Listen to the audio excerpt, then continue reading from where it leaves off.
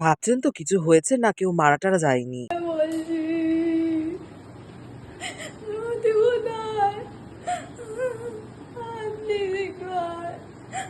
হ্যাঁ, এইভাবেই ঠিক প্র্যাঙ্ক করে আমার বন্ধুরা আমাকে আমার বার্থডের আগের দিন রাতে ডেকেছিল।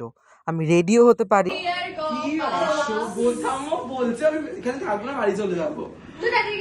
এই যে তো রাত্রেবেলায় আমার বার্থডে সেলিব্রেট হচ্ছে। এতদিন বেঁচে গিয়ে সবার মাথা চিবিয়ে অনেক উপকার করে ফেলেছি অনেক লোকের। তো তার জন্য তো এটা সেলিব্রেট করতেই হয়। আর বিশেষ করে আমার বন্ধুদের মাথাগুলো আমি ডেইলি চিবোই, ভীষণ বিরক্ত করি, ওদের ভীষণ উৎপাত করি।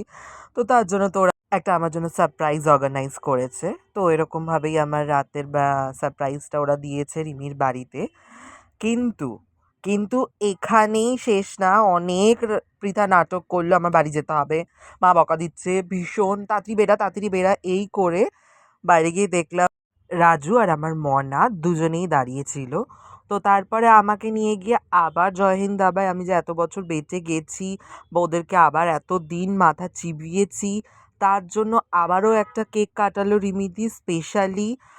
কারণ ও হচ্ছে আমার একটা সাই মেয়ে। এই যে আমার সাই মেয়েকে দেখে নাও তোমরা। এরকমই সাইগিরি করতে থাকে। তোমরা ভিডিওটা লাস্ট অব্দি দেখো তো ওর আরো সাইগিরি দেখতে পাবে। তো ফাইনালি আমরা চলে এলাম জয় হিন্দ ধাবায়। আমরা বসে পড়েছি। এই যে খাওয়া-দাওয়ার অর্ডারও করা হয়ে গেছে। বাটার নান ছিল আর চিকেনের টেংরি, সেগুলো ভীষণই দারুণ টেস্ট ছিল। আর হচ্ছে মাটন কিমা ছিল এটা মোস্ট প্রবাবলি ওটাই ছিল। আর হচ্ছে বাটার নান। সাই দিতেও পৃথার পেছনে না লাগলে হয় না। তো দেখো কিভাবে আমরা পৃথার পেছনে লাগছিলাম। খেলা করো আমার সাথে। আমার একটা কথা শোনো। No, no way. গাইস, অত্যাচার! আজকে তো বার্থডেটা ওর। না বার্থডেটা তো সোমের। আমার সাথে কেন খেলা হচ্ছে? এটা কি লেখাকে পড়া লাল করব না।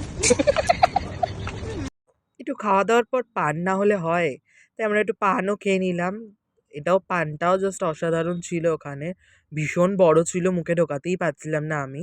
কিন্তু এক গরশেই আমার ঢুকে গেছে মুখে। দেন তারপর বাড়ি চলে এলাম।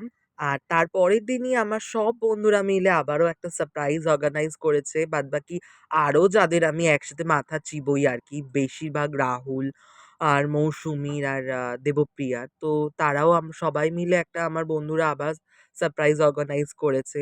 যে কেকটা কাটালো। তা দিদিভাইরা ছিল ওইদিনকে সবাই একসাথে। এভাবেই আমার ঠিক ওদের বার্থডেটা সেলিব্রেট হলো। এবার সারপ্রাইজ দিল। ভীষণ সুন্দর সাজিয়েছিল ওরা। দেন খাওয়া-দাওয়ার পর আমরা আড্ডা মারছিলাম আর আমাদের সাই দিদি এইসব করছিল রগর। মাথায় প্লাস্টিক-টুস্টিক পরে ওর গয়নাগাটি দেখাচ্ছিল সবাইকে। তো এইসবই রগর করে ও সব জায়গায়। তো এভাবেই আমার বার্থডেটা একটা অসাধারণভাবে কাটলো।